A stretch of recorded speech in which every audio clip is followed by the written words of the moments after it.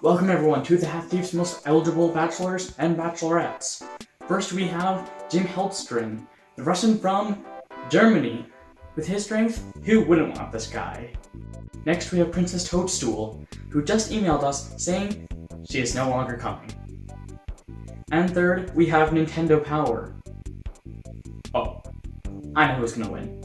Nintendo Power was a magazine all the way from 1988 to 2012, when it was discontinued. It became very notable as a magazine, and people still read it today. Now, while I never read it while it was still going, I have read it as of late, and it is really good. And it's a blast reading about these things that came out back then without all the nostalgia and hindsight. Like seeing 40 Winks get talked about and then never coming out until recently. Yes, a game made in the 90s had to wait 20 whole years before it got to be released. Go look it up, it's actually quite interesting to hear about. The first issue came out July/August of 1988. Mario Bros. 2 was advertised on the front, and it even came with a free poster. It also advertised a review on Zelda Second Quest. Flipping the page and, whoa, I've been transported into the 80s. You've got 3 bros reading Nintendo Power. Now, this is advertising Nintendo Power line, which you could call and get tips on playing games. It's not supported anymore, but hey, it was a cool concept. Most of the issue was talking about games' stories, tips and tricks, and reviews. But hey, there's a few cool drawings, and that's awesome. A few other things that stand out are the complete Zelda Second Quest overworld map, and for Baseball Roundup, a game I have never heard of before, they have some drawings that I really laughed at. Counselor Corner was a feature of Nintendo Power up until 2002. This answers people's letters and helps them get past a certain part of a game. It also came with some comics with this fun little character.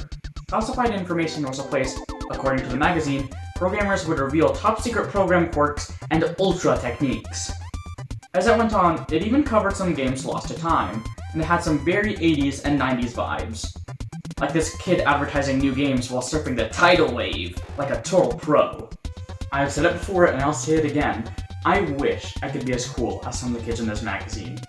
His sunglasses and backwards cap just scream epicness. This is a kid you'd want to sit with at lunch. Back in 1990, they released a promotion to give away a free copy of Dragon Warrior, later known as Dragon Quest. I couldn't find the issue where this took place, but I have found evidence of its existence. This must have costed a lot of money. A free game for subscribing to a magazine? That seems like a great deal. Supposedly, this was because it didn't do well over here, and they just had some rotting in a warehouse or something like that. But it's still weird for Nintendo of all people to do that. Later, some magazines would include some demo discs, but that's a story for another time. Later, they would start releasing comics based on things like Zelda in the magazine, which is one of the coolest things in Nintendo Power. I actually used to have a full book coming with the Mario comics, but I don't know where it went. They're super entertaining nonetheless. The guy with the huge nose from August 1992 is the best. But overall, Nintendo Power was a great magazine. It's obvious a lot of care and effort went into it, and it must have been super sad when it got discontinued. Sure, there's a podcast now, but I don't think that could ever be the same as the original. And now, if you'll excuse me, I need to choose Half Thief's most eligible bachelor or bachelorette. Apparently there's one more.